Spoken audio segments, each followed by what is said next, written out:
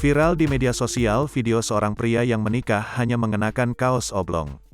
Video tersebut diunggah oleh akun TikTok @ipai03 pada tanggal 28 Januari tahun 2022 lalu. Kemudian video tersebut menjadi viral dan disebarkan oleh media sosial. Video tersebut merupakan video kumpulan foto pernikahan milik @ipai03.